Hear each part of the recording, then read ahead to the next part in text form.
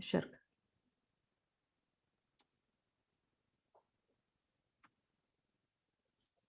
منى تمام.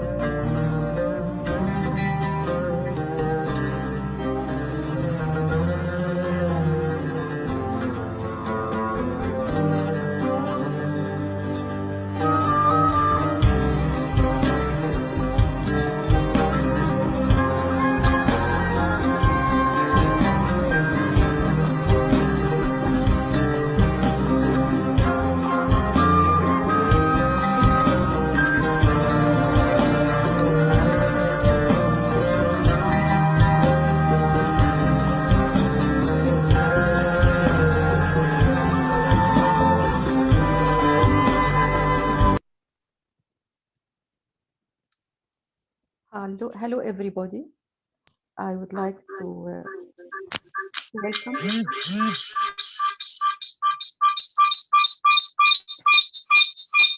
في vibration. بروفيسور منى ممكن بس نقفل المايك عشان في ايكو عند حضرتك.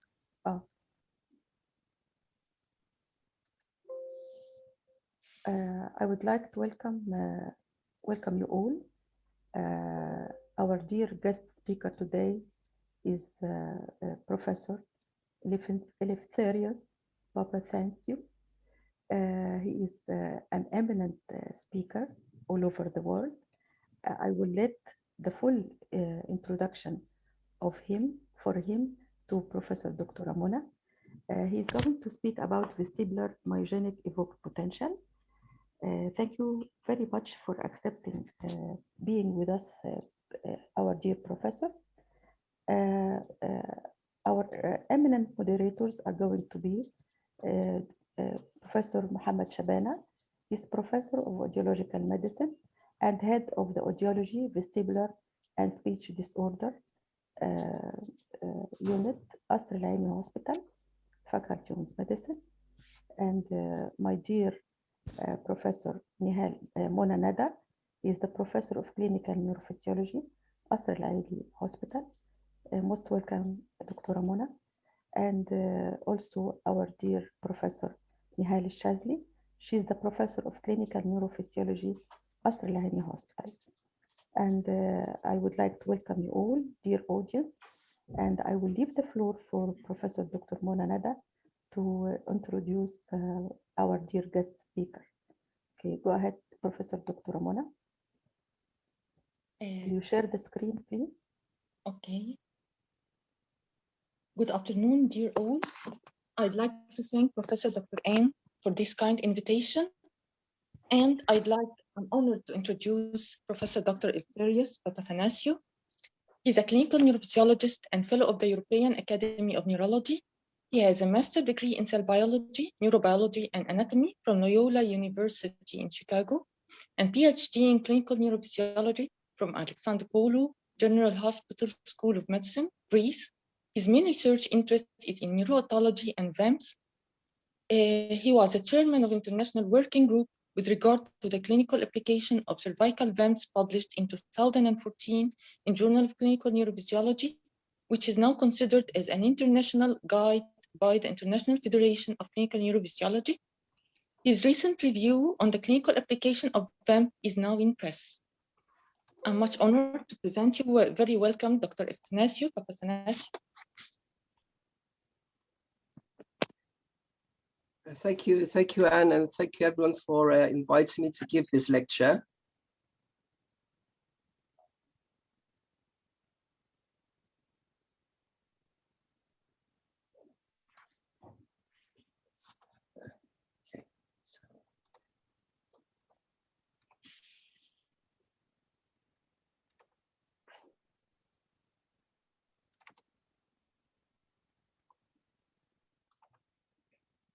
Okay, so can you all see my screen? Okay, thank you very much. Okay, so I'll be talking about vestibular evoked myogenic potentials, which the majority of you may already know is an evoked potential that is specific to evaluating function from the vestibular system, the system of the nervous system that is responsible for the sensation of balance. This is an important evoked potential to have, especially since up to 1990. For those of you who were working in the field at the time, for patients with dizziness or vertigo, especially those going to see a neurologist for first evaluation, would tend to have a brainstem auditory evoked potential to have their symptoms evaluated.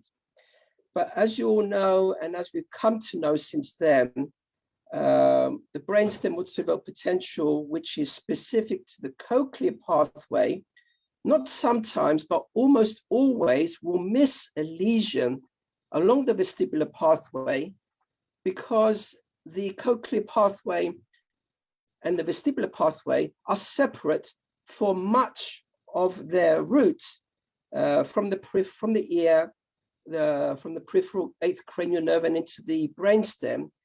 And not only that, even with regards to the peripheral nervous system, we have disorders that may selectively affect the vestibular nerve, such as vestibular neuritis, leaving the brainstem auditory evoked potential unaffected. So I would describe about the basic principles and the background behind this. I would assume that perhaps some of you may not be familiar with VEMPs, or perhaps have not heard of VEMPs before. So I'll try to keep this as simple as I can, and for the benefit of the remaining participants as well. So as I said earlier, the vestibular system is responsible for the sensation of balance. The end organs, receptors of the vestibular system are located in the inner ear. We have the semicircular canals, which are responsible for angular acceleration. And we also have the otolith organs, the sacral and utricle, located in the vestibule of the inner ear, responsible for linear acceleration.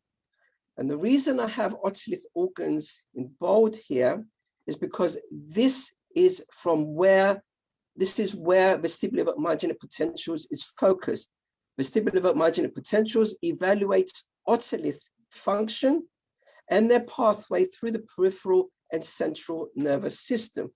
And this was an important discovery back in 1990, and still predominantly since then, because apart from one exception, the test of visual vertical, if you are familiar with that, apart from that, this is the only electrophysiological examination or examination, parametric examination, that evaluates the otolith system. Evoked potentials with regards to the vestibular system was attempted prior to 1990 using natural stimulation. So stimulation, for example, placing a patient in a rotating chair, placing the patient in a chair and rotating the chair around, and with that stimulus, with head acceleration, to stimulate the vestibular system and create an evoked potential. Other labs also had the patient in a horizontal position, and with the head in horizontal position to remove the base below the head and allow the head to suddenly drop. And with that stimulation, to stimulate the vestibular system. As you can understand from this description, this was not a popular evoke potential at the time. Not many laboratories would do it or did it or had the technology to do it. It was something very unpleasant for the patient, a stimulus not reproducible. And even if you could get an evoke potential, they were usually of long latency after stimulus onset, about 200 and 300 milliseconds. So we were talking about, with this specific examination, there are very few laboratories that continue to do this, but the majority of laboratories with regards to evoke potentials use the vestibular evoke myogenic potential that I will be describing now. So vestibular evoke myogenic potential clearly now has become an acceptable test of vestibular function. And if you do not have this already in your laboratory, I would recommend that you do it. Not only does it fill a gap with regards to evoke potentials and to evaluating the vestibular system, it also involves an interesting field, whether you may call it either neurotology or others may call it audiovestibular medicine. Either one or the other, we're talking about a very interesting field, a field that we continue to discover on a daily basis. We continue to discover new things, better ways to evaluate the vestibular system. This the potential, instead of scalp recordings like we are familiar with regards to other evoke potentials like the visual evoke potential, brainstem auditory somatosensory evoke potential, this specific evoke potential is recorded from muscle. But when I say muscle, I am not talking about needle recordings. This is all surface recording. We are using the same electrodes that you would use in other sensory evoke potentials, but the electrode is placed over a muscle instead of over the scalp, for example. Again, like I said, because this is not a needle recording, this is a non-invasive method of recording function and dysfunction from the vestibular system. So we are using a non-physiological stimulus. When I say non-physiological, we are not accelerating the head. And I will explain how sound stimulation, which is the focus of my talk, is able to stimulate the vestibular system. So the focus of my talk is on sound stimulation of the vestibular system. You can use bone conducted vibration by placing a strong bone conductor, not the bone conductor that you normally use with regards to conductive hearing loss and brainstem motor evoke potential. We're talking about a stronger bone conductor that is sold separately in specific places, either stimulating over the mastoid or on the forehead. Some laboratories place it over the occiput to vibrate the skull and stimulate the vestibular system. There are other laboratories that use electrical stimulation across the mastoid, but that's even rarer. So the majority of laboratories use sound and or bone conduction, bone conducted vibration. Now, how is it possible for sound stimulation to stimulate a system responsible for sensing balance? Well, as we have here a diagram of the ear. We have the outer ear, the middle ear with the middle ossicles, and the inner ear with the cochlea and the vestibular labyrinth here with the semicircular canal located here, and the sacral and the utricle located here. With sound stimulation, the middle ear ossicles are transmitted across solid, vibrating the stirrups, the over window, and sending sound waves into liquid, i.e. the perilymph, sound waves in the perilymph, vibrating the membranes of the sacral and the utricle, which in turn send sound waves in liquid form again, but this time in endolymph, which then moves the hair cells, the vestibular hair cells in these otolith end organs, which then send an evoked potential down the vestibular nerve. Normally, when sound, normal intensity sound that we are familiar with on a daily basis, passes from solid into liquid, sound waves immediately move laterally. This is why the cochlea is located to one side. It's not a coincidence that the cochlea is located here and not directly in front of the oval window. The cochlea is located to one side because these are where the sound waves are going naturally. But with regards to vestibular activation, one needs a powerful sound stimulus. When I say powerful sound stimulus, I don't necessarily mean a high sound intensity, and I'll go into this later in the following slides. But sound of the right power, which before moving laterally will move forward and perhaps laterally later on, which allows these otolith end organs to be activated by this sound energy. So this is how sound stimulation can be used to stimulate the vestibular system. And I show you here this diagram to illustrate the fact that when we are talking about the peripheral vestibular system, we have a vestibular nerve composed of two parts, the superior vestibular nerve and the inferior vestibular nerve.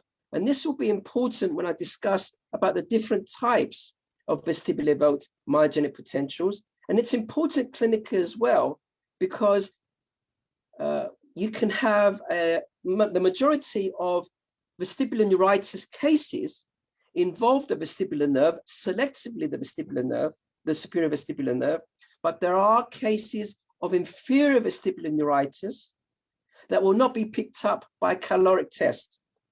And I will describe this in more detail later. And what will interest us, I'm assuming that the majority of us are working in the neurology field, that the vestibular pathway forms a significant part of the brainstem, just like the brainstem auditive potential. So it is possible to use vestibular evoked myogenic potentials to evaluate brainstem function. And not only brainstem function, but upper cervical spine function as well, because part of the pathway that we will be evaluating with regards to VEMPs involves the upper cervical spinal cord. You will find some references in the literature describing VEMPs as a brainstem evoked potential. This is not entirely true. The VEMPs also involves the upper spinal cord as well, and you can have lesions in the upper cervical spinal cord not involving the brainstem and have an abnormal vestibular evoked myogenic potential. And I'll show an example of that later on. And it's important to also see or to realize that sometimes the brainstem auditory evoked potential may not pick up a lesion in the central nervous system that selectively affects the vestibular system, especially when we keep in mind that the pathway involved in the brainstem auditory evoked potential, the cochlear pathway, tends to adopt a lateral course in the brainstem, going upwards, whereas the vestibular pathway tends to be more central or medial in the brainstem. So not only do we have two different pathways, but pathways taking up different parts of the brainstem. And there are reports in the literature where you can have lesions in the brainstem affecting VEMPs, but not BIEPs. So what stimulus do we use with regards to vestibular evoked myogenic potentials? The main stimulus, or the best stimulus, I'm not saying this is the only stimulus that you can use. 500 Hertz tone stimulation is the best stimulation frequency to stimulate the vestibular system. So if you have tone stimulation on your system, when I say system, I mean a brainstem auditory evoked potential system, then 500 Hertz is the best frequency to use. The reason I mention a BIEP system is that if you have a brainstem evoked potential system in your laboratory, you can do VEMPs as well. You do not need a dedicated software or a dedicated recording system, in fact, to record VEMPs. And later on, I will show you a slide where I will give you parameters where you can change the parameters on your brainstem auto-evoke potential software to record VEMPs. Now, I am familiar with the fact that there are many brainstem auto-evoke potential systems that do not do tone stimulation and only have clicks. You can use clicks. Now, with regards to 500 Hertz tone stimulation, the optimum sound stimulation is, if you are familiar with brainstem auto-evoke potentials, is 90 decibels above average hearing threshold. You need to have 90 decibels at least and 500 Hertz to stimulate, to have the right power to stimulate the vestibular system. Less than 90, and you won't be able to, you won't be stimulating the vestibular system adequately enough. Don't worry about the sound stimulation or if this is going to hurt the patient, because this 90 decibel stimulus is only done for a minute at a time. This is not continuous stimulation for 5 minutes, like maybe one would do with the brainstem auto-evoke potential, a minute at a time with frequent breaks in between for the patient to rest. If you have clicks, if you only have clicks and you don't have tone stimulation, you need a larger sound intensity of at least 100 and 110 decibels above average hearing threshold. Tone stimulation gives you the advantage of using a lower sound intensity because the sound pressure level is focused into a specific frequency. As you know, clicks is composed of a broad range of frequencies, which is centered around 2 to 4 kilohertz. So the use of clicks is the sound intensity. The frequency content of clicks is not very adequate with regards to vestibular stimulation. Like I said, the optimum stimulation is 500 Hertz. But if you can use clicks, you need a larger sound intensity. Averaging, how many stimulations do you need to average? About 100 to 250 stimulations. Actually, I should change the number of this. With experience, I can get good VEMPs in up to 100, even 50 stimulations. So you don't have to go to 250, 50 to 100 would be enough. So there are two types of VEMPs. The first I will describe now, the cervical vestibular belt myogenic potentials, or the CVEMPs. These were the first to be discovered at around 1990 by James Colbatch and his group in Australia, Sydney, Australia. And this is recorded over the sternocleidomastoid muscle, and more specifically, the tonically active or contracting sternocleidomastoid muscle. So to record the CVEMP, you need to have a contracting sternocleidomastoid muscle. With the CVEMP, the pathway is mainly beginning from the sacrum. I say mainly because it has been discovered that there is a utricular component to the CVEMP, a small utricular component, but it's mainly from the sacrum, the inferior vestibular nerve. So we're talking about the inferior vestibular nerve and not the superior vestibular nerve. So as can become apparent now, we have the ability of not only looking at the otolith organs separately, but the vestibular nerves, the superior and inferior vestibular nerve separately as well. And this is important if you see cases of either superior or inferior vestibular neuritis. And later on, I will show you a case in the latter half of this talk, where I talk about clinical applications of an inferior vestibular neuritis case that I saw quite recently. Inferior vestibular nerve, and then we go into the brainstem. So we have the vestibular nuclear complex, the medial vestibular spinal tract.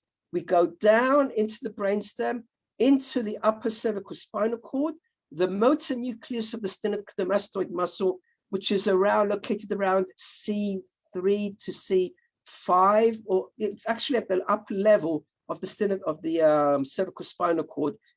Upper is sternocleidomastoid, the trapezius is lower down in the cervical spinal cord.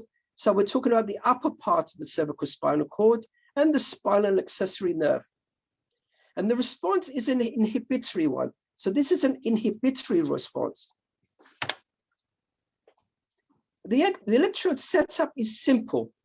So we need 3 electrodes. The active electrode is placed on the middle of the sternocleidomastoid muscle. In most patients, it's easy to see. Most people have prominent sternocleidomastoid muscle. They lie down on the bed and you can see it. For some, you need to ask the patient to either turn their head to the opposite side, or in our case, we have the patients lying down. When we ask the patient to lift their head up from the pillow, and you can either see it or you can feel it. So you can feel the sternocleidomastoid muscle as it passes from the mastoid down to the manubrium. So we place the active electrode in the middle. Again, this is surface recording. So you can use the same electrodes as you use for the visual, brainstem, somatosensories. Personally, I use stick-on electrodes that you use for EKG. You just stick them on and that's it. It's very fast. It's all skin recordings, so you can use a stick-on electrocardiogram electrode. The reference is on the clavicle, usually in the middle of the clavicle, and the ground is placed either on the forehead. We place it on the forehead. There are some publications that place it on the sternum. Either way, it doesn't matter as long as the ground is near the head. So we need to contract the muscle. What we do, and this is the best way of doing it, if you have a bed in your laboratory, you have the patient lying down. You have the headrest, if you can, lifted slightly from the horizontal, about 30 degrees. You don't have to take a protractor and measure 30 degrees, just slightly above the horizontal. That makes it easier for the patient to lift their head up from the pillow. And this will contract the sternocleidomastoid muscle. So from a lying down position, if you ask the patient to lift their head up vertical, as they are in a vertical direction, yes, both sternocleidomastoid muscles will be activated at the same time, but you are recording one side at a time. So we record from the left side, and then we record from the right in a separate trial. If you don't have the possibility to have a bed in your laboratory, if the laboratory space is restricted and you need to pass the patient to sit, then you ask the patient to turn their head away from the side that you are recording from. But please make sure that when you do that, that they are pressing on something.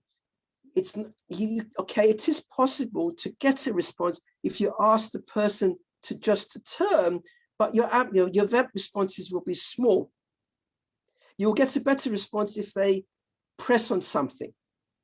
Lifting the head up from a lying down position will give you a larger response. So if it's possible to have a bed, it's better, because having the patient to lift their head up from gravity will produce better sternocleidomastoid muscle for the purpose of the VEMP recording. Otherwise, turn the head away from the side that you are recording from, but please apply some sort of force, and this will give you a better response. So this is an example of a CVEMP response, this one up here, a cervical vestibular myogenic potential recorded from the sternocleidomastoid muscle. We are recording from the same side as the ear being stimulated. So if you are stimulating the left ear, you record from the left sternocleidomastoid muscle. You are stimulating the right ear, you record from the right sternocleidomastoid muscle. Do not record both sides at the same time. You will find that there are some publications that do try to present bilateral recordings. This is not advisable for 2 reasons. One, stimulating both ears at the same time with 90 decibels is too loud for the patient. 1 ear at a time is better. Also, what these publications tend to ignore is that we are recording normally the VEMP from the ipsilateral sternocleidomastoid muscle. There does exist a contralateral response, which originates mainly from the utricle. So if you record both sides simultaneously, you will be recording an overlay, a superimposition of different responses. So to get a pure saccular response, you need to record one side at a time. Now, as you can see here, and as I mentioned earlier, this is an inhibitory response. So there is an inhibition involved, a transient inhibition of muscle contraction. That's why you need muscle contraction. You need the stimulus passing down the medial vestibular spinal tract to the sternocleidomastoid motor nucleus to inhibit something. If the muscle is relaxed, there is nothing to inhibit and you won't see anything. So you need to have muscle contraction for the stimulus to reach the sternocleidomastoid muscle, produce a transient inhibition of muscle contraction to see a CVEMP response.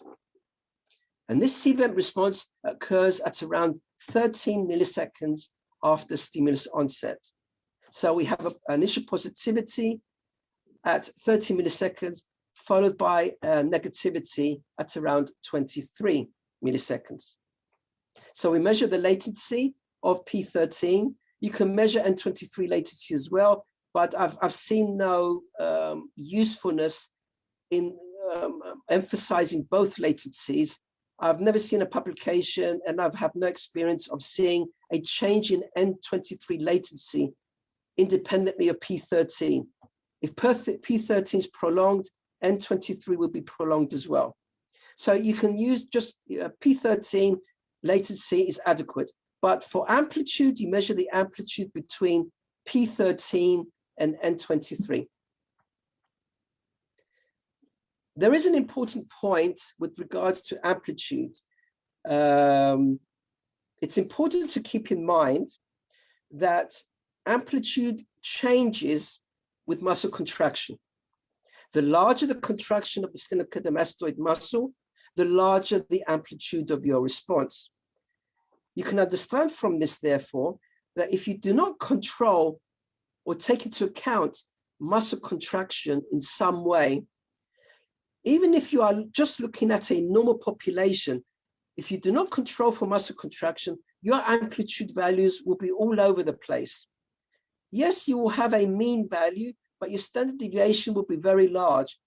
And it will be very difficult for you to set a T.5 plus 3 standard deviation above and below the mean that we normally use for evoked potential, and to say, yes, this is the upper limit, and yes, this is the lower limit. It will be very difficult to do so because the standard deviation will be too large. So you need to control for muscle contraction. The best way to do this, and as clinical neurophysiologists, I'm sure that you can do this, and with the audience that I see here, the advantage of lecturing to clinical neurophysiologists is that most of your evoked potential systems most likely also has sensory nerve conduction studies. I show here below EMG. And when I say EMG, I do not mean needle EMG. We're using the same surface electrodes as you are using for the CVEMP recording.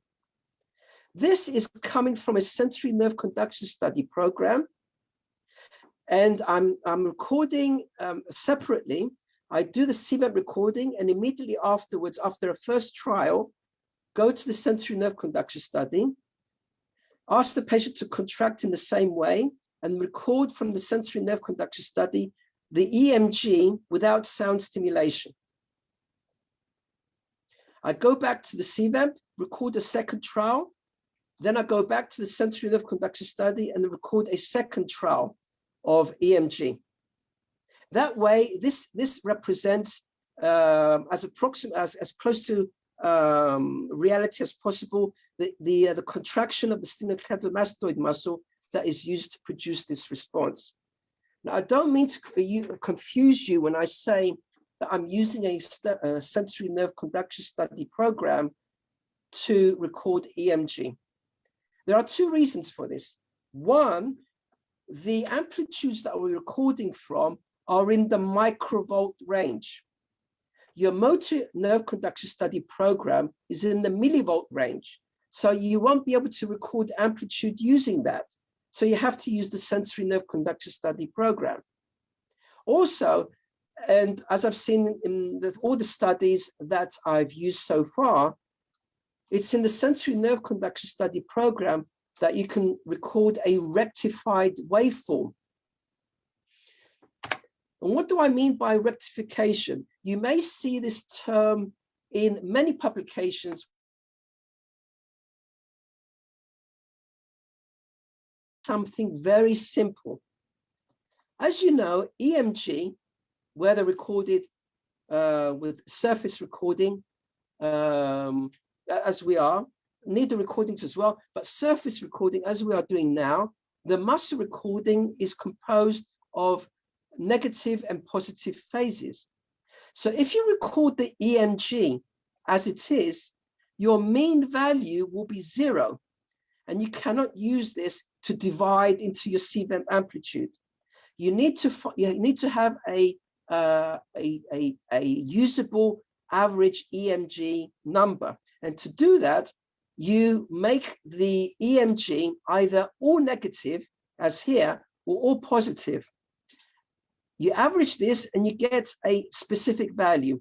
And it's this that you use to divide into this amplitude.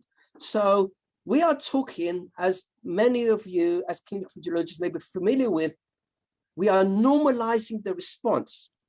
And we are normalizing the response based on contraction. So we divide the rectified EMG amplitude into the CVEMP amplitude.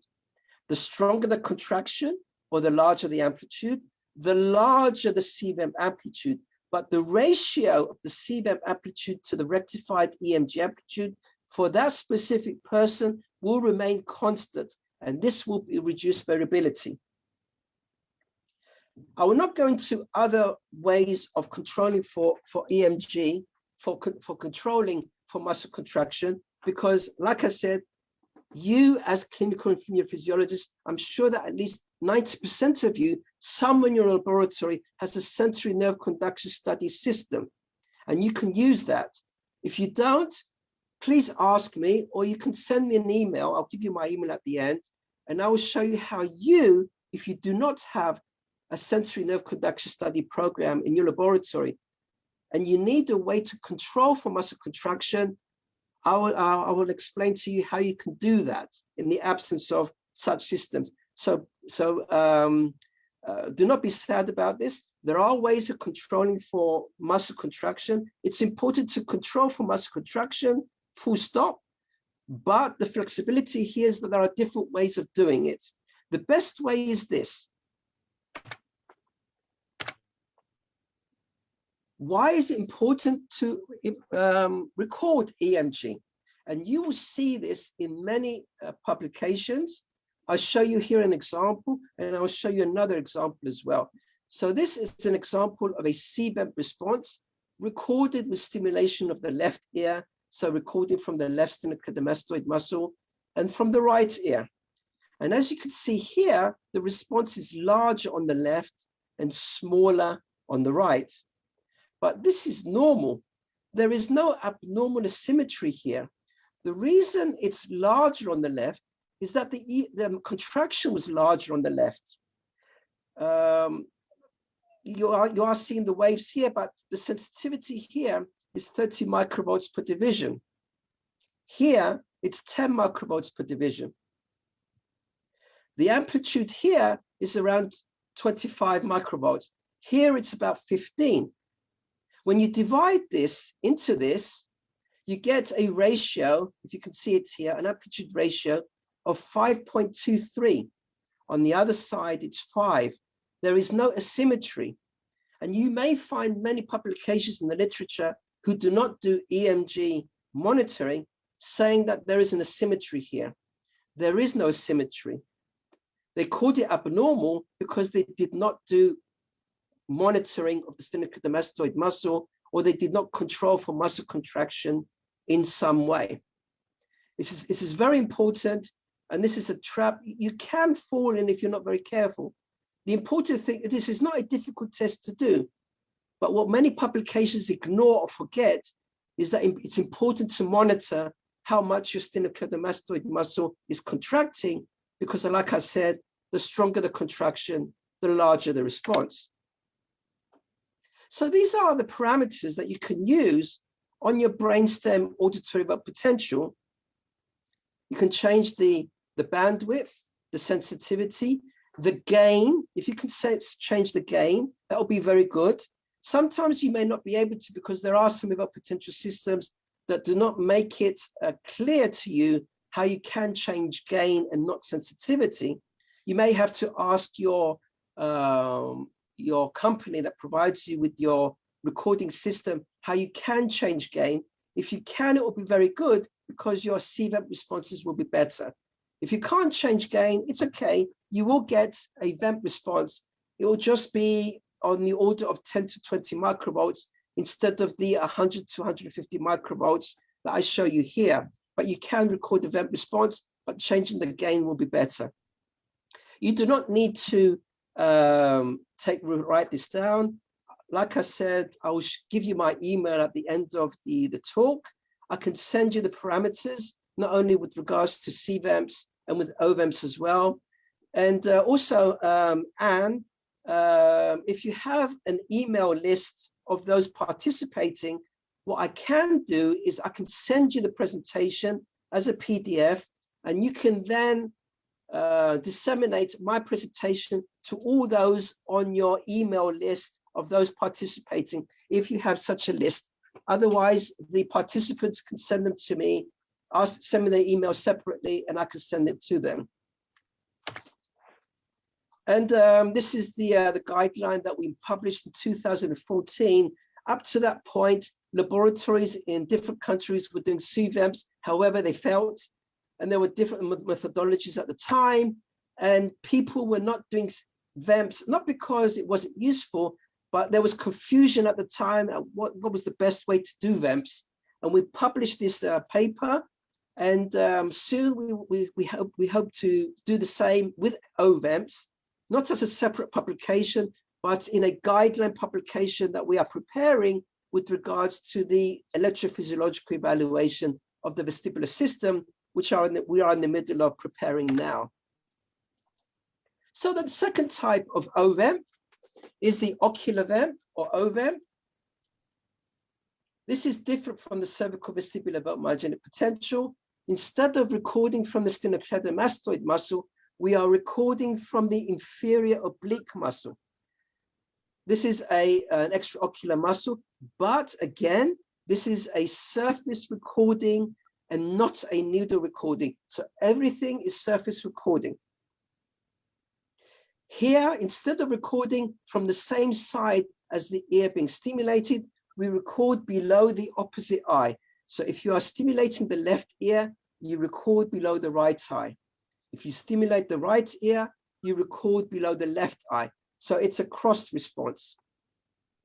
This is different also from the CVEMP in that we are recording specifically from the utricle and not the saccule. So this is a different otolith organ. And also we are recording from the superior vestibular nerve and not the inferior vestibular nerve. So utricle, superior vestibular nerve. We go into the brainstem again, the vestibular nuclear complex as before, but this time in the brainstem, we are moving rostrally and not caudally. So we're moving upwards in the brainstem instead of down. The medial longitudinal fasciculus is involved in this pathway, the ocular motor nucleus, the third cranial nerve, and the inferior oblique muscle. And this time the response is not an inhibitory one, but an excitatory one. The setup again is simple. 3 electrodes again, the ground electrode again, either on the forehead or on the sternum, it doesn't matter where, as long as it's near the head. The active electrode is placed below the eye. Where exactly? You try to feel the orbital ridge, where in its side, behind which the eyeball is located. So you find the orbital ridge, the side of that. You place the active electrode in the middle below the cornea. So as you are looking in neutral gaze, you place the recording electrode below the cornea as in neutral gaze. And the reference electrode is below that. As long as the electrode shouldn't be touching, so you don't get a short bridge. You will find some publications that talk about 2 centimeters, 3 centimeters. That's not important. You don't need to take a tape measure to measure between the two. That's not important. You just place the active electrode below the eye and the reference below that, and just make sure that they're not touching, and then you're okay. And this time, well, you need to contract the inferior oblique muscle. Not because this is an inhibitory response. You ask the patient to look up. So this is the movement that they do. You have to ask the patient to look up as much as they can. If you have the patient lying down on the bed, you have a specific mark on the wall behind them. If the patient is in a sitting position, you have a mark on the ceiling. So you have to have the patient to look up as much as they can. And the reason you ask the patient to look upwards, even though this is an excitatory response and you are not inhibiting muscle contraction, having the patient to look up brings the inferior oblique muscle out towards the surface and out to below the recording electrode. So normally the inferior oblique muscle is, I won't say deep, not very deep, but kind of deep. But asking the patient to look up brings the inferior oblique muscle outwards and closer to below the recording electrode. The further the patient looks up, the better the response. Avoid sideways eye deviation. You need to make sure that the eye looks straight up. If the person looks side to side, it won't be the inferior oblique muscle and you won't get a good response. Having a mark on the wall makes sure that this doesn't happen.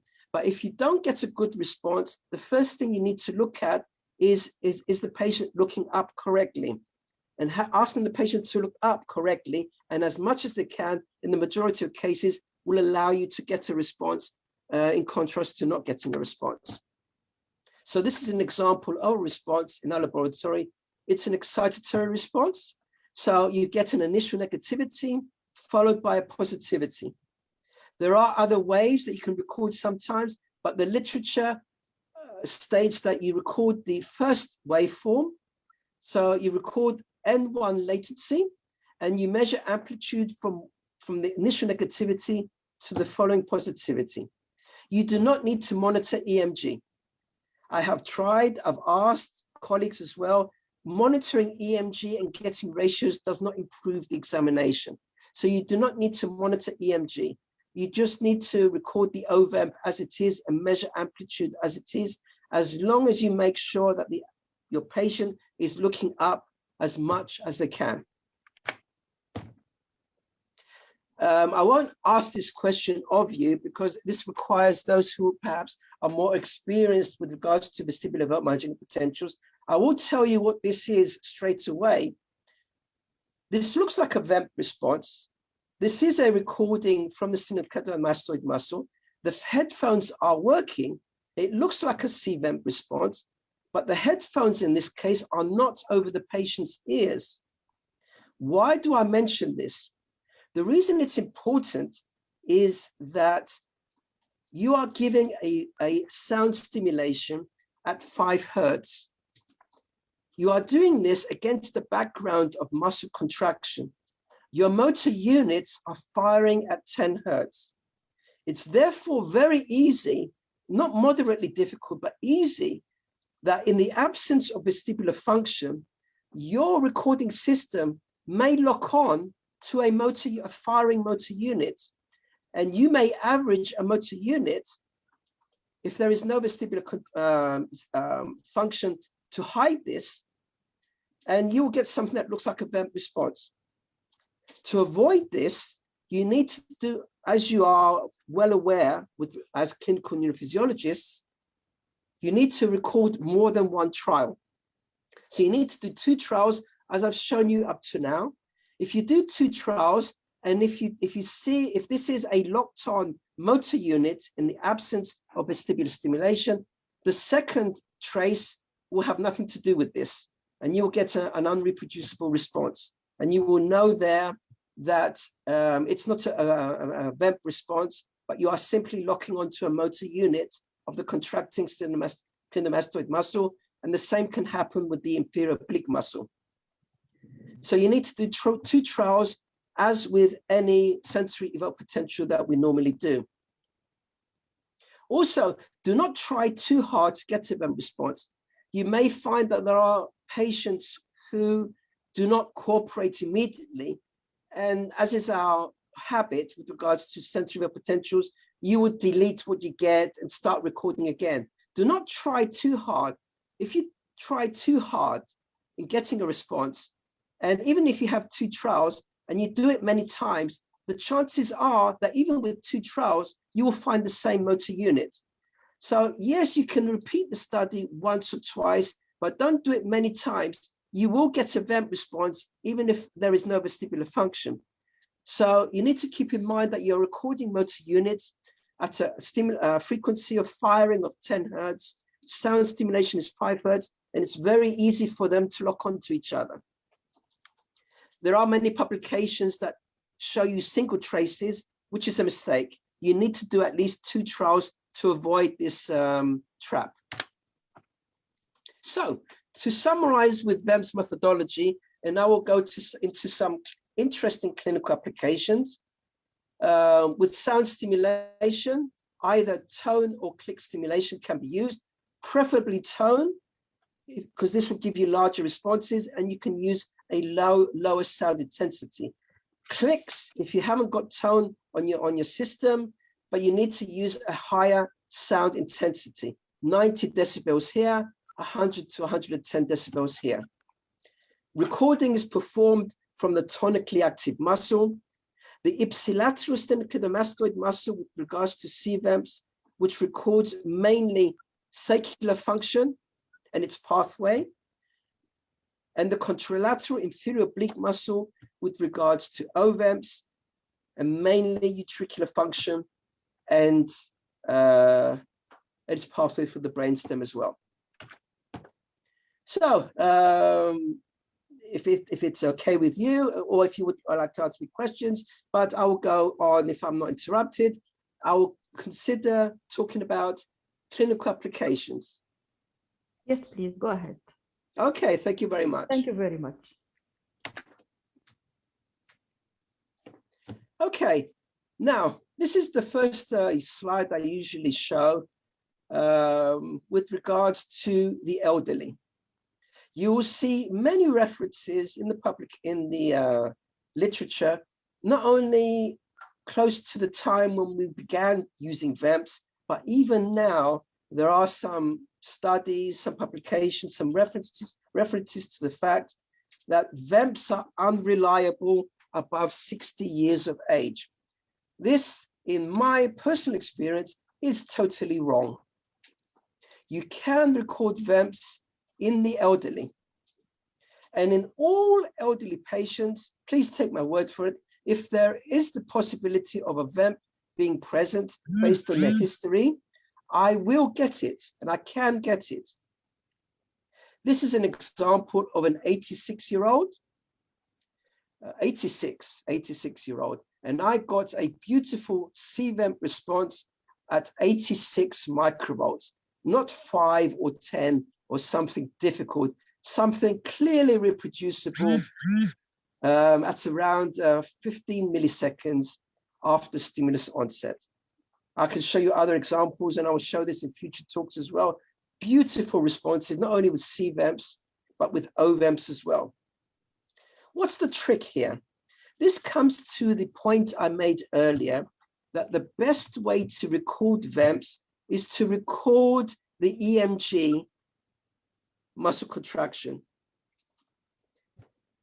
The reason this is an advantage is that you can get a VEMP response with slight contraction. Minimum contraction is enough. The elderly people will like this because it's less tiring, they can cooperate longer, and the muscle does not get tired easily. There are some dedicated recording systems with regards to VEMPs that ask a minimum EMG. In those systems, you're not asked to measure the EMG amplitude, but you obtain a minimum EMG value. And after that, you measure the CVEMP as it is without any calculations. But you will find many patients, even not only in the elderly, but in young people, that cannot contract to 50 microvolts. And if you do make them to contract to 50 microvolts, they will, most of them will get exhausted and you will not get to see VEMP response, at least not on the second trial.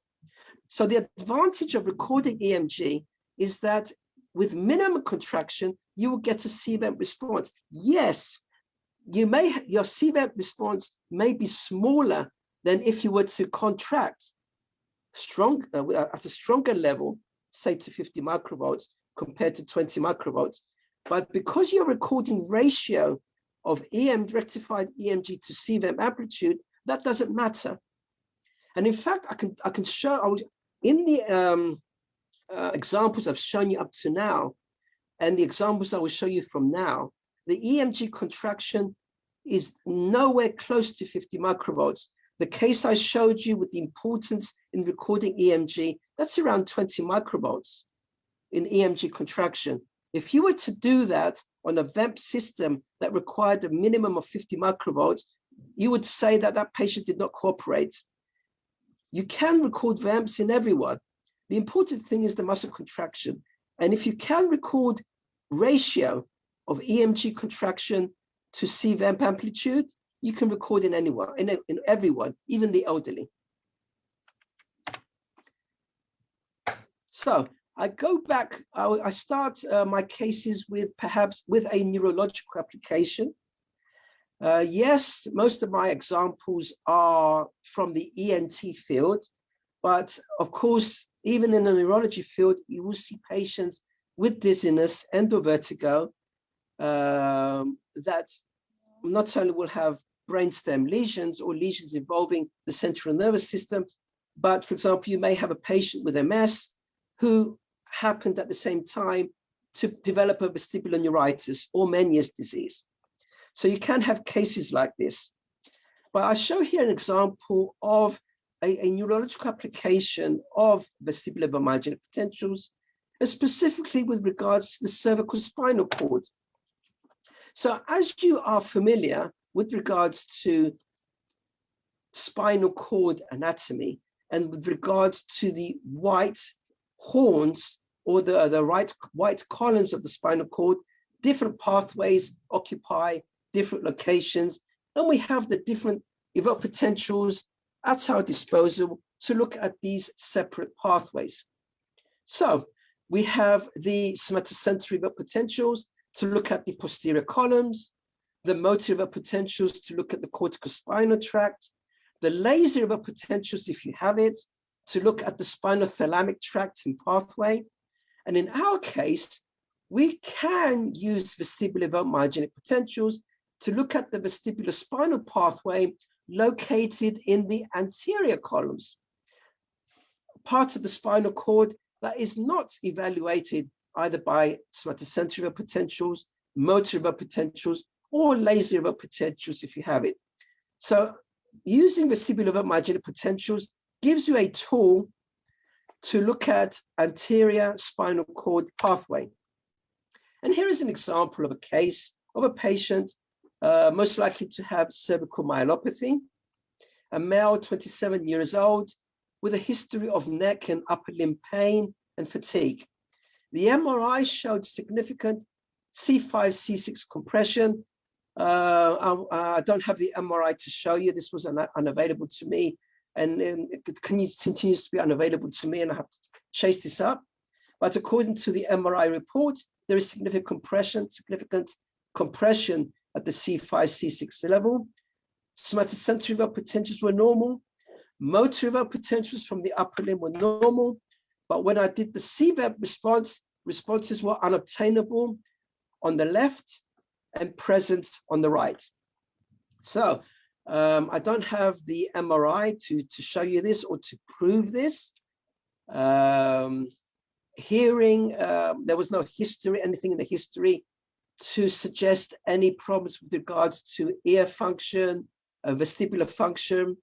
So it's very likely that this case may illustrate anterior spinal cord function at the cervical level on the left-hand side. Of course, I will chase this up and hope to produce the MRI picture before my next presentation. But there are reports in the literature, not many. We do need experience in this area, that VEMPs have been used in cases of cervical myelopathies. But we definitely need more experience in this area. Now, something you need to come across, I don't know if you see this already, about evaluating patients with Meniere's disease. And I see these cases very frequently. What is Meniere's disease? Not to go into too much detail with regards to the audience of this talk, but to put it simply, Meniere's disease is believed, although this has not been proven, to result in an overproduction or an overbuildup of endolymph in the membranous labyrinth, be it either cochlear or saccule or utricle or semicircular canals. So there is increased endolymphatic pressure in the inner ear, leading to symptoms, episodes of vertigo. Episodes of vertigo, usually with tinnitus or ringing in the ears and a feeling of fullness in the ears. This is not 100%. There are cases, there are post-mortem cases of Meniere's disease where there is no buildup of endolymph, or the medical term endolymphatic hydrops. There are cases reported of patients with endolymphatic hydrops seen either post-mortem or with specialized MRI techniques who have endolymphatic hydrops but do not have Meniere's disease. So the association is not one-to-one. We do tend to talk about endolymphatic hydrops with regards to these cases, but it's not entirely sure if this is the cause or the result of what causes Meniere's disease in the first place. And the interesting part of this phenomenon is that this can sometimes be confused with another condition that is very similar, vestibular migraine. Vestibular migraine is also associated with episodes of vertigo, but this is usually associated with migraine. The reason there can be confusion between the two is that sometimes vestibular migraine can present with tinnitus, and sometimes Meniere's disease can present with migraine. So sometimes it's important in these cases of whether you have either Meniere's disease or vestibular migraine to do VEMPs to help differentiate or to help decide if your patient has vestibular migraine or Meniere's disease, because the management is different in the two conditions. And the way we do that is we adapt the protocol or how we do evoke potentials. I showed you in the first half of this talk how we normally do VEMPs. But in specific cases, and I can tell you I do this very frequently, that depending on the clinical question, does my patient have Meniere's disease? Does my patient have vestibular migraine? Does my patient have superior semicircular canal dehiscence, which I'll mention? I change the protocol. Now, as clinical neurophysiologists, as most of you are, this is not something new. In fact, it was reported in the earlier literature, especially with regards to multiple sclerosis. For example, I remember a publication where if you have a case of multiple sclerosis and you're doing brainstem auditory evoke potentials, instead of stimulating at 10 hertz, you are suggested to stimulate at, 20 hertz or 50 hertz, a faster stimulation frequency to show other abnormalities.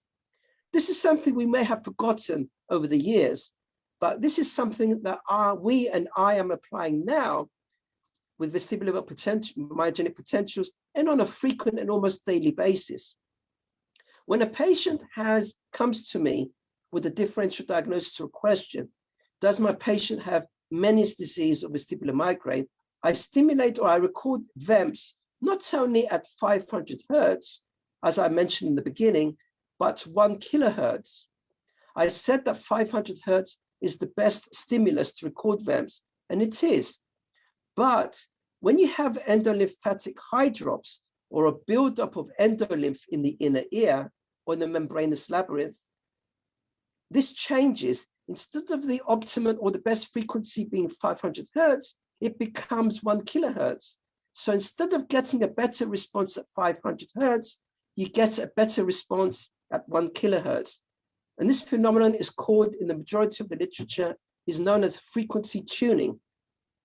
So when you have a case, when I have a case of Meniere's disease, whether or not it's Meniere's disease or not, I do 2 frequencies.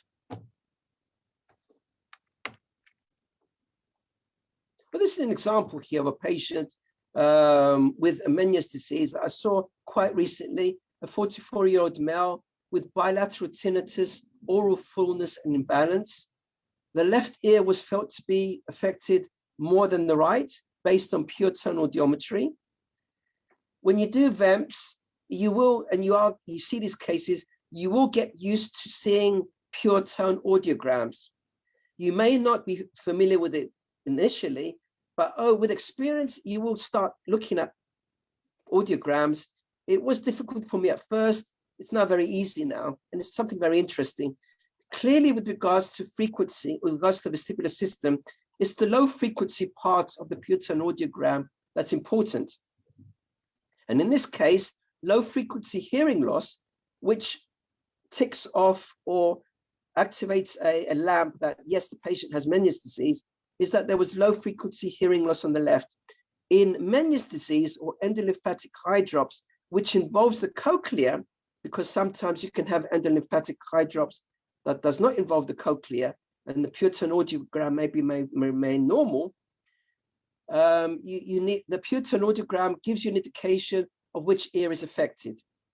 And this patient had improvement in symptoms with a low salt diet, and this is again is a clue that the patient has Meniere's disease. So the patient here, this is superimposed left and right ear. I won't go into the details. These are low frequencies, these are high frequencies, and you could see a dip in the low frequency part, more with the left ear than with the right. Okay, so the left ear is more affected than the right, and you have low frequency hearing loss. Okay, so this is something you would look for in a pure tone audiogram. This is the left ear, and this is the right ear with regards to CVEMPs. This is 500 hertz on the top and 1 kilohertz on the bottom. At both 500 hertz and 1 kilohertz, the responses are unobtainable on the left.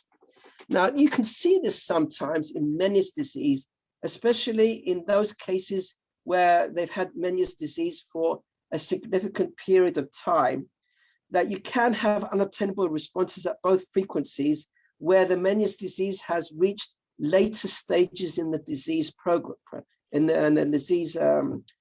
progress. This is the right ear, and you could see a larger response with regards to the 1 kilohertz and at 500 hertz. And when obtaining the response, this suggested to me, yes, I've got frequency tuning here. And there appears to be a larger response at 1 kilohertz than at 500 hertz. And yes, you would normally see this in Meniere's disease. But again, the importance of EMG monitoring. This does not apply in this case. When I did my calculations following the examination, I found that the larger response at 1 kilohertz was not because of the 1 kilohertz stimulus, but again, the patient was contracting the sternocleidomastoid muscle more strongly than here. And the ratio turned out to be the same. So even though the responses appear larger here at 1 kilohertz on the right than at 500 hertz, this was due to a change in muscle contraction. The impression for this patient is a severe involvement of the left ear and of the left ear only, at least with regards to VEMPs.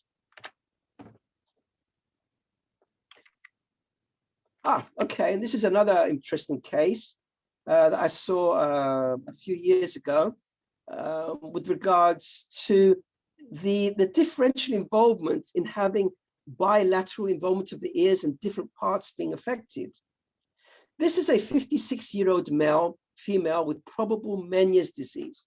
The pure tone audiogram, I didn't see it myself, but it was reported to me by the patient as showing low frequency hearing loss for the left ear.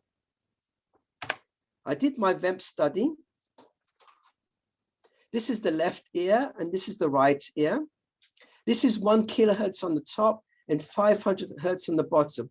The EMG is controlled here. So EMG contraction is similar everywhere in this specific case, but I did see frequency tuning, a greater amplitude at 1 kilohertz compared to 500 hertz. But notice here that I see the frequency tuning not on the left side where the pure tone audiogram was abnormal, but on the right. And what does this tell us? It tells us here, and I wait to get more cases like this so that we can publish this, because this is a very interesting finding, where you can have endolymphatic hydrops on both sides or a buildup of endolymph on both sides, affecting the cochlea more on the left and the saccule on the right. So different parts of the vestibular labyrinth are affected in each ear, even though both ears are affected by the Meniere's disease process, but different parts of the vestibular labyrinth are affected. Why is it important in such a case? One can, if one wants to do invasive management with regards to Meniere's disease to those patients who do not respond to a low salt diet, one may decide, and the majority of laboratories do this, to give intratympanic steroid injections through the tympanic membrane and allow the steroid to go into the inner ear and reduce the amount of endolymphatic hydrops. But where would you do the injection in this case? Would you do the injection on the left side where the pure tone audiogram was abnormal, or on the right side where the VEMP was abnormal? If someone had not done VEMPs, one would decide to do the injection on the left side. But having done VEMPs, you can see that perhaps it's better to do the injection on the right, because there is maybe the cause of the patient's vertigo symptoms rather than perhaps mainly the hearing on the left. One can argue about this. Like I said, this hasn't been published, but one important point here is that the Meniere's disease needs to be considered with regards to the ear, not to where the pure tone audiogram is abnormal, but where the VEMPs are abnormal.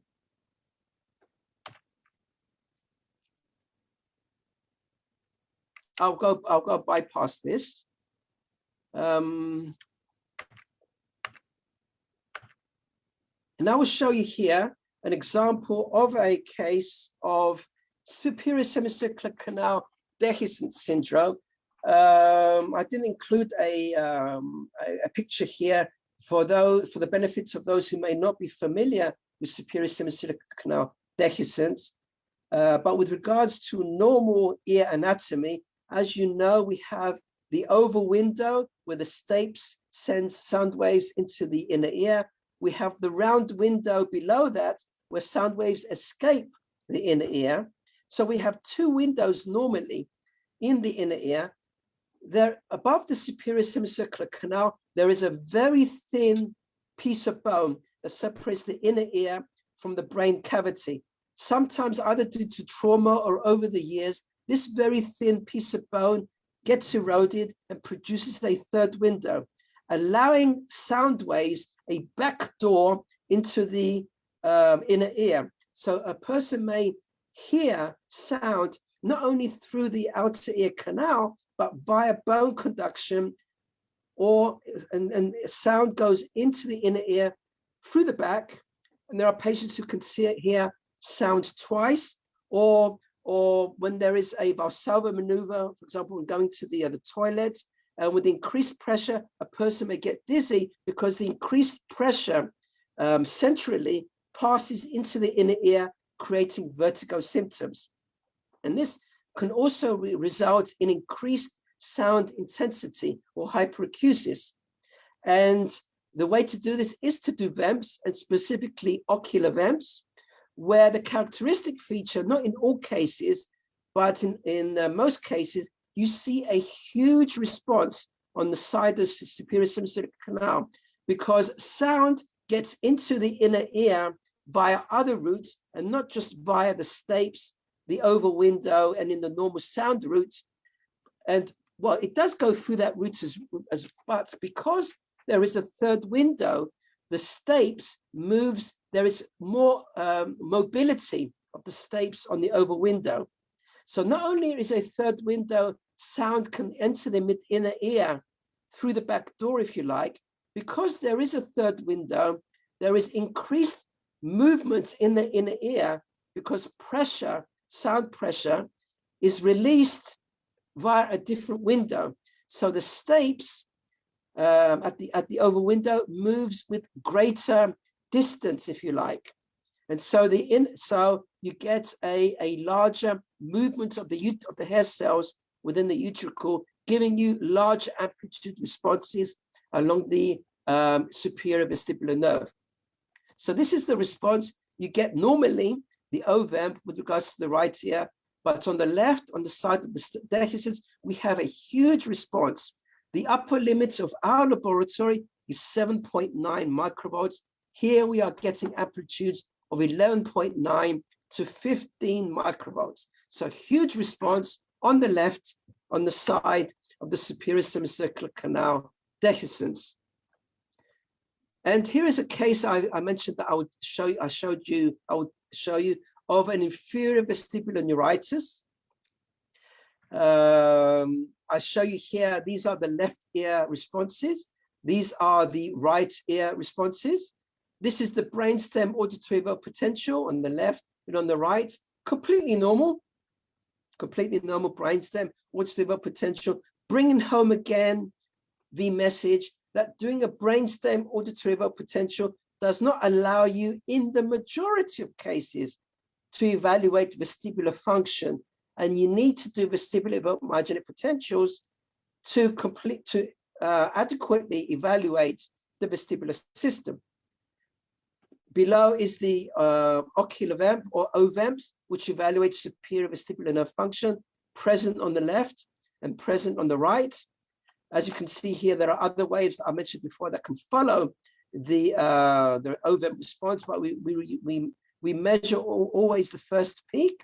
And this is the CVEMP response, present with the left ear stimulation and absent with right ear stimulation, suggesting to us, and with the history, of course, you may say to me, this may be brainstem function, but this is together with the history and together with other examinations and the description from the patient that this is a form of vestibular neuritis. And in this case, this is a right inferior vestibular neuritis because this is a CVEMP response recording saccular pathway, and the saccular pathway passes along the inferior vestibular nerve and not the superior vestibular nerve. And this is important to show here of the existence of such cases. And sometimes you need the VEMP to show this, specifically the CVEMP, because vestibular neuritis is usually a superior vestibular nerve phenomenon. But you can get inferior vestibular nerve cases, which can be confusing to those who may not be experienced in this field, because the inferior vestibular nerve, when affected, can give eye movements or nystagmus that is not your typical textbook vestibular neuritis presentation, that may confuse some, and they may send the patient to an MRI when in fact it's clear that the patient has inferior vestibular neuritis and not central brain function. So this is what I wanted to present. There are other examples that one can show. Of course, if you do have cases that are not included here that you would like to see, especially with regards to neurological cases, advice on how to do that, advice on how to do VEMPs, or if you would like to send me your VEMP waveforms and you would like me to have a look at them, or if you are starting to do VEMPs on your brainstem auditory potential software and you would like me to see how you are doing, I would be happy to see them. So you can send me your waveforms. This is my email here, where you can ask me anything you wish. I can send you my presentation as well, no problem. And if you do have an email list of those participating in this Congress, in this meeting Congress. I can send you the PDF of this presentation and you can forward them to all the emails that you have. I'll be very happy for you to do that. Thank you very much. Thank you very much. This is very, you are very generous to, first of all, to give all this information and then you will keep in touch with anyone who is going to need your advice. Thank you very, very much.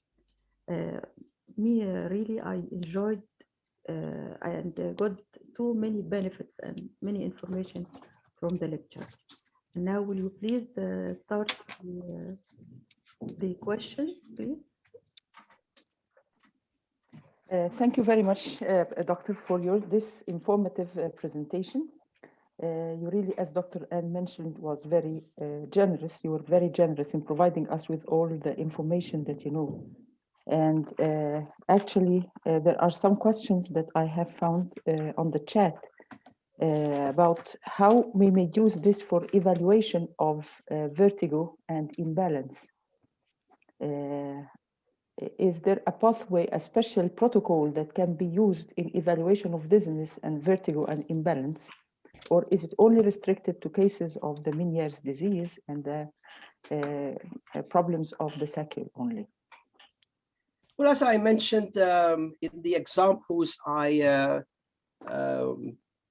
presented, I presented the case of superior semicircular canal dehiscence, where with regards to OVEMPs, I evaluated the utricle and not the saccule.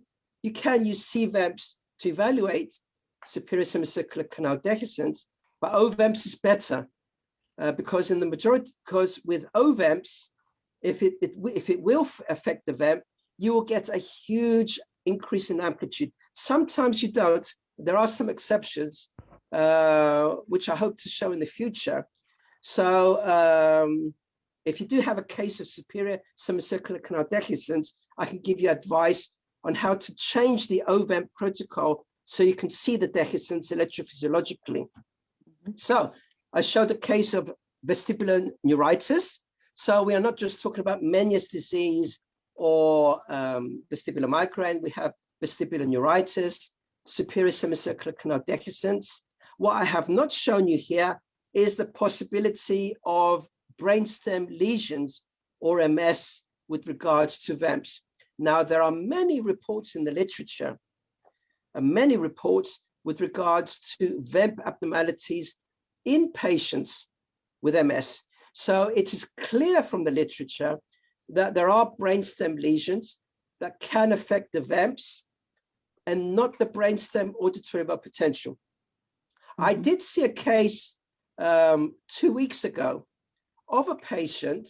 I haven't presented this here yet because I don't have the final answer or I don't have a brain MRI.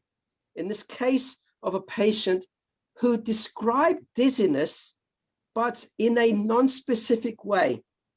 When you're in the field and a person sits there or a patient sits in front of you and goes through the symptoms, you go through the things in your mind. Is this Meniere's disease? Is the patient describing vestibular migraine or something or another case? This patient did not fit any of these cases, either with spontaneous episodes or perhaps with regards to triggers, because in the vestibular field, or the neurotology field, how the episodes are triggered is very important. And this patient did not fit anything specific. So I did the case and she showed bilateral prolonged latencies in the Seabed responses. And this is not the first time I would get a case of a patient with non-specific dizziness presenting with bilateral findings. And I asked my colleagues, I have a page on Facebook, as Anne is very familiar with, and I find it very useful, in fact, in discussing these cases, anonymously, of course, without the patient's name.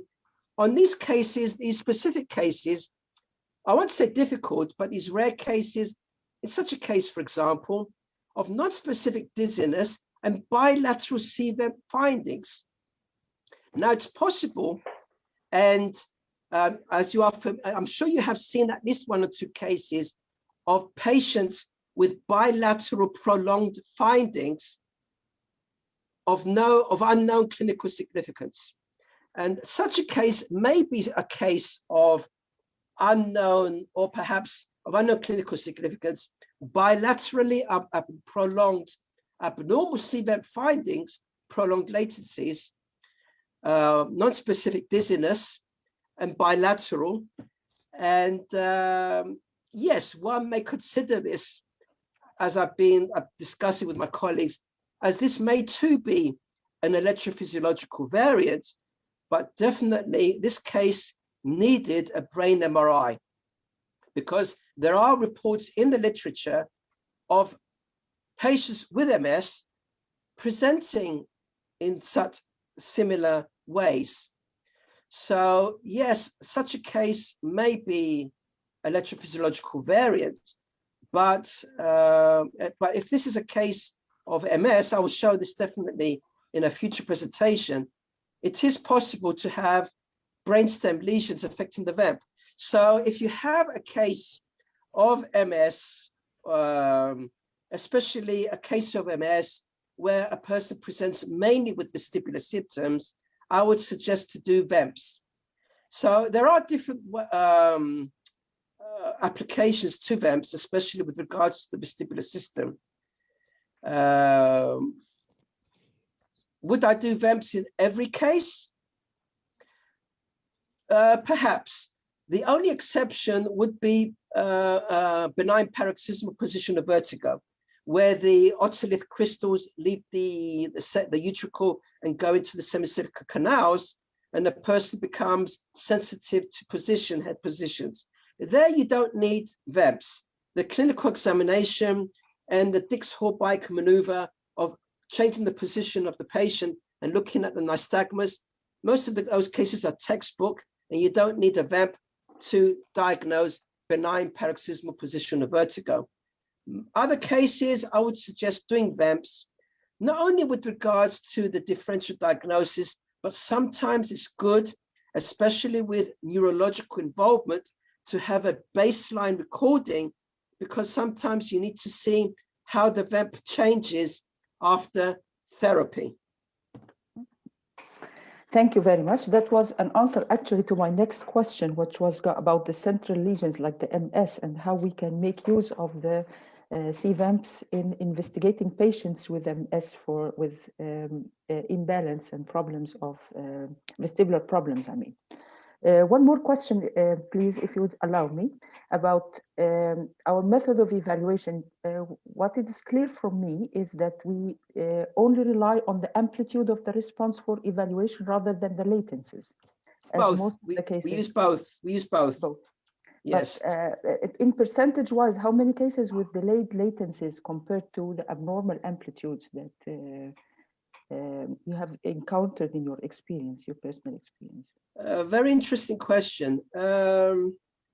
Based on all the cases I've seen, and I've seen many cases, I would say half and half. Mm-hmm. Half and half. This is quite a good percentage, actually. Yes. Because the general impression is that amplitude is maybe more affected rather than the latency. Oh, you can get latency affected. Even I've seen cases of Meniere's disease, where at 500 hertz, the latency is prolonged. But when I go to 1 kilohertz, the latency normalizes. Correct, yes.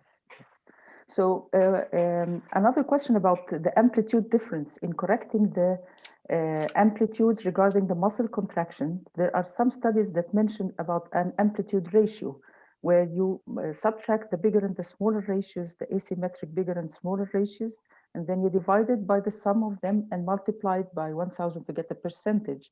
Then this ratio okay, yes. The amplitude ratio, the amplitude ratio formula that you see most publications they are use. Yes, the amplitude ratio. Now, I don't have a publication on this. yes, the standard, as written in our guidelines back in 2014, suggests using the amplitude ratio. Between you and me, I actually use left over right with regards to amplitude. The reason I do that is that I had a suspicion about this a long time ago. I asked James Colbatch about this, and he said, no, that doesn't apply. But when I looked at it in detail, I discovered that this amplitude ratio is skewed. Mm-hmm. It's skewed and skewed toward, the values are all, if you take your patients and you plot, take your normal people and take all your amplitude ratios and plot them and see where they are, you will see your amplitude ratios close to zero. Mm-hmm. You will rarely see an amplitude ratio in your normal people, volunteers, more than 20%. Okay, they're skewed. And when I took my amplitude ratios of my normal people and I converted it to the logarithm, I don't know if you're familiar with this, that if you have a population of numbers that is not normally distributed or Gaussian distributed, mm-hmm. to make it normal distributed so you can use mean and standard deviation, you convert them to the logarithm. Mm-hmm.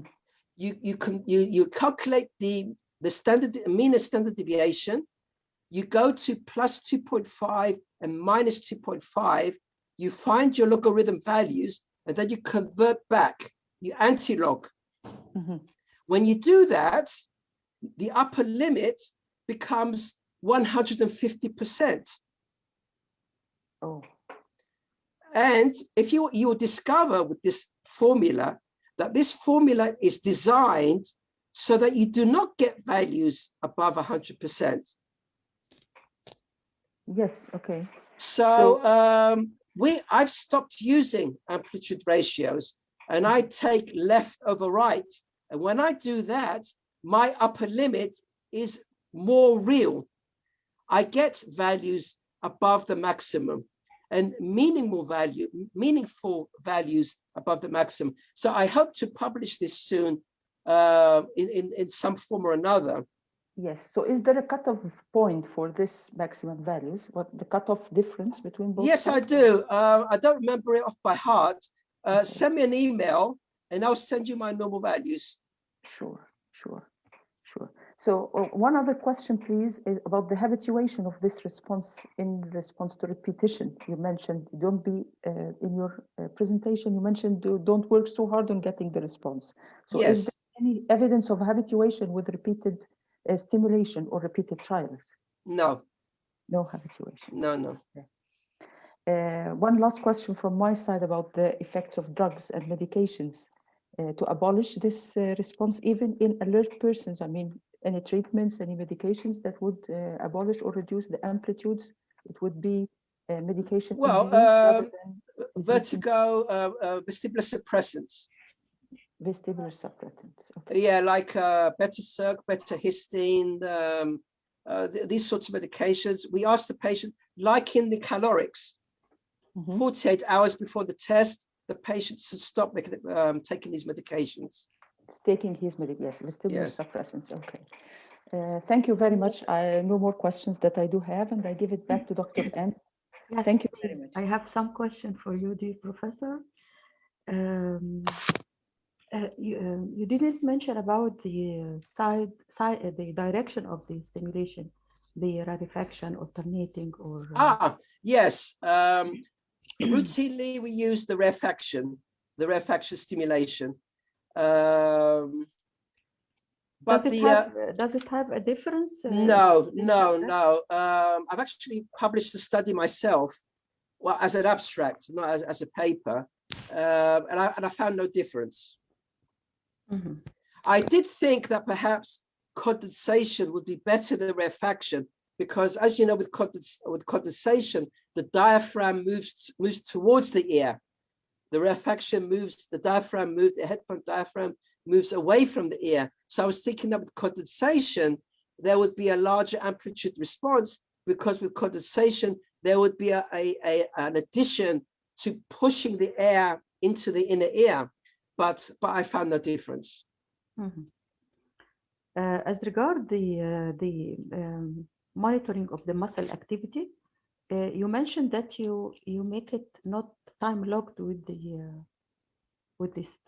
stimulation, the stimulus. Yes, when I use the sound, in our example, the sensory nerve conduction study, Yeah. to record the EMG, there's no sound stimulation. Yeah. So you make it alternatively?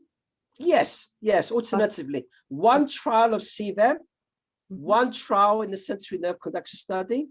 Then I go back, a second trial of the CVEMP, and then I go back and a second trial in the sensory nerve conduction study. But I think if you made it, it's not practical wise to make it in the same time with using 2 channels.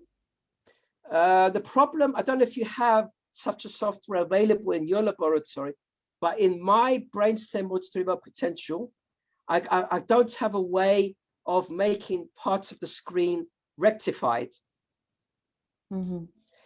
If you have a software, a brainstem auditory potential software, for example, which allows you to do the okay, let me take it from the beginning. If you have a brainstem auditory potential software program, the best program would be to do your biep after time 0, where the sound is starting, which is unrectified, and to record on your screen to monitor the muscle activity before the sound, to monitor the sound, the activity of the sternocleidomastoid muscle before the sound, and to have that rectified. And that way, you will have on the same screen, before the stimulus onset, rectified sternocleidomastoid activity, and on the other side of time 0, an unrectified recording of the CVEMP recording. I don't know if that's what you're talking about. I don't have that. I don't have the possibility to split the screen between rectified and unrectified. So this is the way I do it. If you have that, yes, that is better. Thank you very much. And the next question, how variable the results from test to test? Is it stable from one test to the other? Because, you know, even the nerve conduction studies, if you are not, there might be some variability from the one session to the other. How it is fixed, the result? Well, I have my normal values, and I don't show them here, but I can send them to you separately, to you, and also to distribute to others if you wish. My standard deviations and my mean they are good. They are not large, and they are practical. So I do have upper and lower limits of normal, which are clinically applicable. Mm-hmm. And the side-to-side difference, you know, in all electrophysiology would prefer to apply the side-to-side difference. What is the limit between the two sides? I don't have. Can I find it here now? I don't want to change screens because I might lose you. Actually, can I get it now? No.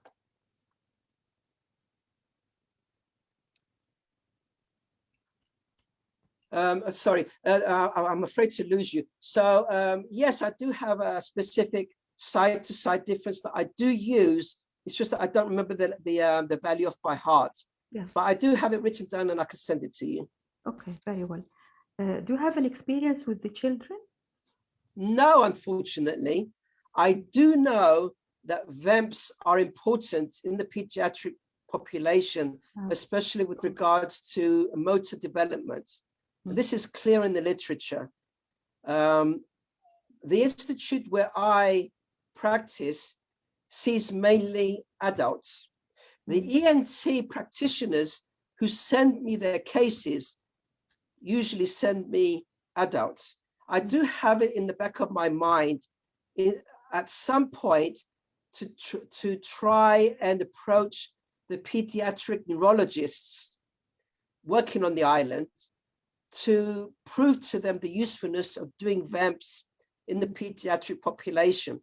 But at least with regards to my ENT colleagues, and I do, actually, this is a good point, and I do plan to ask them, because up to now, they've been sending me children.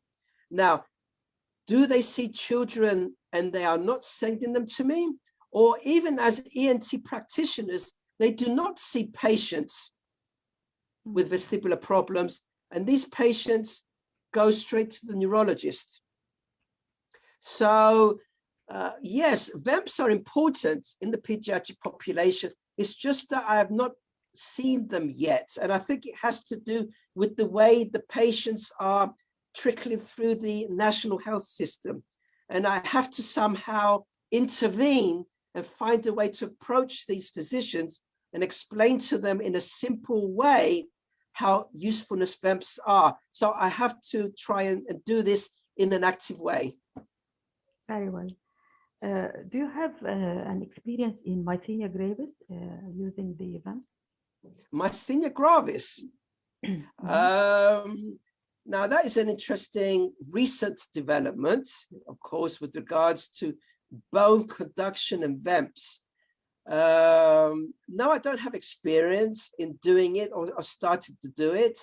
I was thinking of seeing if I could do what was described in the literature with regards to air conducted sound, especially with the large amplitude responses that I can get, that perhaps doing air conducted sound and single trials may allow me to do this in myasthenia gravis patients.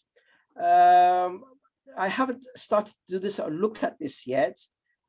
This would involve interacting with my neurology colleagues here, which like to do the stimulated single fiber EMG studies. And I may have to convince them in some way for them to allow me to see their patients with proven myasthenia gravis or under investigation. So yeah, this is an interesting field. It would be interesting to do. It has been shown to be useful. I do have some concerns with the different OVEMP responses, how they measure the amplitude. I've seen some cases where they put the markers is not the same at each specific waveform. So this is something to keep in mind, but definitely we need more experience with regards to how OVEMPs can be used in myasthenia gravis. Particularly, it is not painful and it might be of very high value. And it's an easy technique. It can be applied for the diagnostic criteria. Yes, it can. Yes. We definitely need to look at this with more experience. Actually, I myself got a lot of benefit from your precious lecture. And I would like to ask Dr. Mohammed Shabana. Dr. Anne, would you allow me for one more question, if you wouldn't mind? Let Dr. Mohammed first. Okay, sure. If he's having any questions, we let him go ahead. You can hear me now? Yes, very well. Okay. Hello, how are you? Hello. It's a pleasure to see you again. Maybe in the next year we can see each other virtually. Yeah, I hope so. I hope so. Yes. I have actually, because we are exhausting you, let's have only two questions. The first one is regarding the technique of OVEMP. Some literature saying that to augment the waves, putting the non-inverting electrode in the middle and the other one in the inner canthus. So we are taking the bulk and the insertion of the muscles itself. So the non-inverting electrode in the middle and the other one in the canthus. Do you agree with them or not?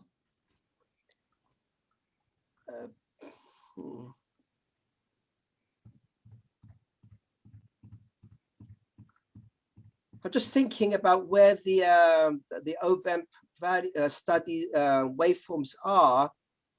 so they put the reference on the inner canthus. Yes. And they do it one side at a time. Yes. And they find larger amplitude responses. Yes. Okay. If they have, and they have experience with this, and it's shown to be useful, I have no reason to doubt it. My concern here, is if the reference electrode picks up a response from the other side. The reason that we have this setup is to make sure that we are not picking up OVEMP responses from somewhere else, especially the other eye. So having this close bipolar montage makes sure that the responses that you are recording are local and not picking up other distant waveforms. Okay. So that's my concern, because you can get ipsilateral OVEMP responses, significant ipsilateral OVEMP responses, and it's very important when recording your OVEMPs that you are not getting overlap with responses from the other eye. It is usually a trade-off, trying to make a compromise, a trade-off. So you can get a better response without any pollution from other evoked potential in this area. The next questions, it's a study by Morofucci, and he stated that the patient whom experienced episodic tilting or transitional sensation in the pitch plane, have they always having a sacculo-ocular reflex problem? Is that a question? Yes. Do they usually? Well, you would definitely look for it. Yes, I've actually had one or two cases where I've had VEMP abnormalities, and the symptoms from the patient were related to linear acceleration. So I did have one or two cases where the predominant symptom mentioned by the patient was, for example, feeling that they were going down in a lift. Okay. Okay. So this would be suggestive of otolith dysfunction.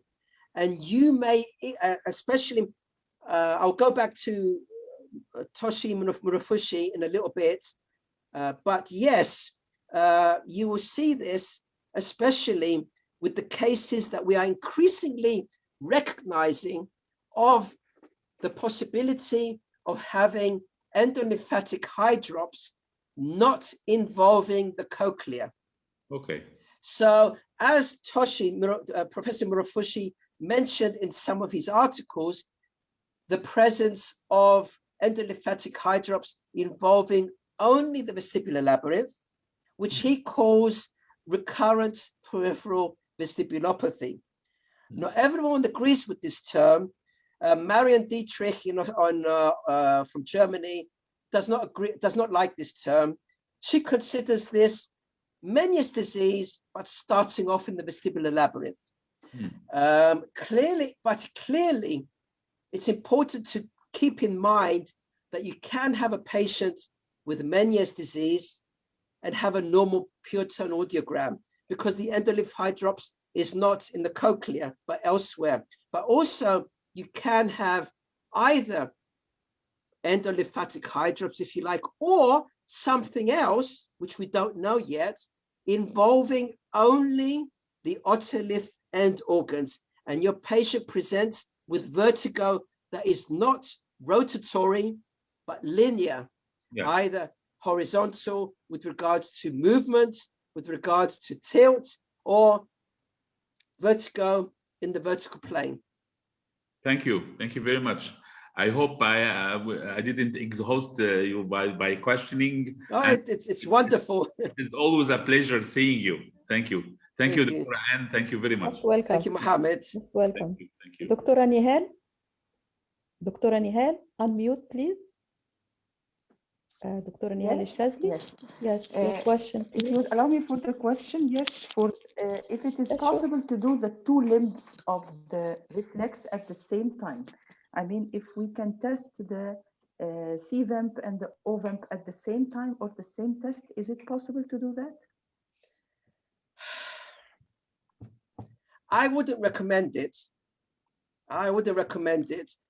Not only is it tiring for the patient, it's tiring for you. It will confuse the patient what to contract. I don't think it's necessary to do OVEMPs and CVEMPs at the same time. Personally, I can do, as I've shown you here, I can do both OVEMPs and CVEMPs, both with regards to 500 Hertz and 1 kilohertz in 1 hour. And you can do it, you can take your time. It's very easy to do. You can try if you like, but I don't think it's worth the gain in time with regards to you working well and for the patient to cooperate.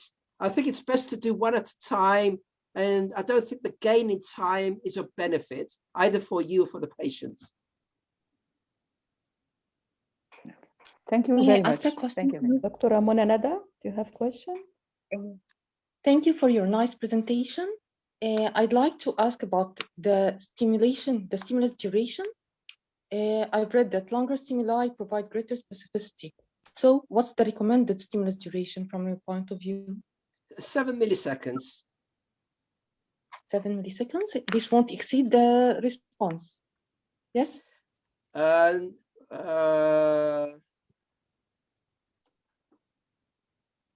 No, even the OVEMP, which is shorter than the CVEMP, is usually at around 10 milliseconds, 10, 11 milliseconds. So the 7 milliseconds shouldn't. Is it shorter? I don't know if with the OVEMP, I have it at 1 or 2 milliseconds shorter. Send me an email and I'll tell you exactly what my stimulus durations are. Okay. Send me an email and I'll tell you exactly when. Okay, thank you. I'd like also to know if there's sufficient data to recommend the use of VEMP in the diagnosis of specific vestibular disorders other than superior canal dehiscence. Meniere's disease, ruling out vestibular migraine, inferior superior vestibular neuritis, brainstem lesions, and upper cervical spinal cord lesions. Yes, is there something specific about the responses here that can point to a specific diagnosis, or it's non-specific? With regards to the frequency tuning, where we see a larger amplitude at 1 kilohertz compared to 500 hertz. Well, let me take a step back. As with everything, this is not something original, of course. I'm just stating this for the benefit of your question, that what you do is dependent on the clinical picture and the differential diagnosis, okay? I showed you the case of inferior vestibular neuritis, showing you that this is indeed an inferior vestibular neuritis, ruling out the fact that this may be a lower brainstem lesion because of the history that was presented by the patient. But taking this opportunity, there is increasing awareness with regards not only to unilateral sensory neural hearing loss, but also to unilateral vestibular loss. And there is increasing awareness by those, and I'm honored and I thank God that I can include myself working in this interesting field, that those working in this field that state that even if this is only in the minority of cases, if you have a case of unilateral sensory neural hearing loss, but also if you have a case of unilateral vestibular hearing loss, send the patient to do a brain MRI. This is now the trend where, and this has been, we've seen many cases now recently We've been surprised by many cases recently of findings on the brain MRI. Yes, I won't say rare, but I won't say frequently, but I won't say rare either, of findings in the central nervous system in cases of unilateral functional loss, either with regards to hearing or with regards to the vestibular system. I don't know if this answers your question. Yes, the clinical picture is important, but there is a trend to do a brain MRI, to ask for a brain MRI in cases of unilateral dysfunction, either with regards to hearing or with regards to vestibular function. Thank you very much. Thank you. I think we got a lot of your precious time, and I think you are truly exhausted by now. We thank you all. Thank you very much for your precious lecture and precious timing. And we hope to see you next time live in Egypt, inshallah. I hope so too, inshallah. Yeah. Inshallah. And I thank Professor Dr. Mohammed Shabana for his attendance and being a moderator with us. I thank Professor Dr. Mona Nada and Professor Nihal Shazli for being with us. I thank the arranging company. They are doing their work perfectly as usual. And I'd like to remind you that the certificate of attendance will be sent to you. And if not, if you didn't receive, please send a mail to the organizing company, and it will be much easier for the organizing company to send the certificate according to your mail. Next webinar, inshallah, will be Friday at the same timing. And I have the pleasure to mention that the dear guest, Professor Dr. Ahmed Abdelmati, is the professor of neuropediatric at Missouri University. He's going to give us a lecture about neonatal seizure and semiology. See you next week, inshallah. And I would like to say bye-bye and thank you all for being with us today. Thank you very much. Thank you. Thank you. Bye-bye. Thank you, friend. Thank you. Thank you, Professor. Thank you very much. Thank you very much. Bye-bye.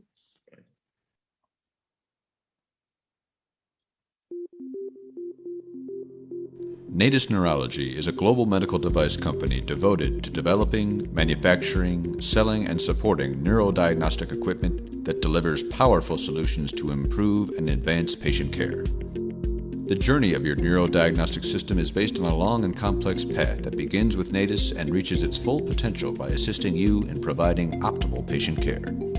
The power of innovation. Your system's journey begins in the minds of our research and development team. Our engineers and experienced marketing team utilize customer input to design innovative systems that meet with the evolving needs of our customers. Our dedicated sales channels form lasting relationships to better meet and understand your unique needs. This ensures that we deliver the optimal solution for you to care for your patients, both today and into the future. The power of quality. Natus Neurology specializes in manufacturing a wide range of neurodiagnostic products, including EEG, EMG, and sleep systems that deliver efficient workflows and exceptional data quality. We also offer and manufacture a full range of high-performance neurodiagnostic supplies that are tested to work with our systems. Our global manufacturing operations team works together to produce timely, cost-effective, and accurate orders. Our quality-focused manufacturing team pledges our commitment that every system is created to the highest standards before it continues on its journey. Our flexible designs allow the systems to be tailored to meet the needs of a demanding clinical neurophysiology lab, private practice clinic, hospital, or research facility. We offer cutting-edge clinical, research, and workflow features, as well as specific IT and security elements that integrate easily to hospital information systems. The power of customized installations. After the sale, our schedulers work with your key personnel to develop a flexible installation plan that minimizes downtime. Our dedicated field service experts install your system and verify it is working before turning the system over to you. The power of clinical expertise. Our experienced clinical application trainers provide instruction and guidance to you and your team on how to utilize the system to its fullest potential. The power of service and support. The journey doesn't end after installation. Natus is with you throughout the life of the system. We offer added peace of mind with reliable technical support that is just a phone call away when issues or unusual circumstances arise. Additionally, we offer a variety of service contract options ranging from parts-only support to on-site visits. Natus Neurology is dedicated to providing powerful customer-focused neurodiagnostic solutions. We support you with a full range of services, including comprehensive and convenient installations, experienced trainers, knowledgeable technical support, and a comprehensive portfolio of neurodiagnostic supplies, all of which allow you to provide the best possible patient care. Throughout this journey, we strive to exceed your expectations and earn your loyalty, so when future needs arise, you can experience the power of Natus Neurology.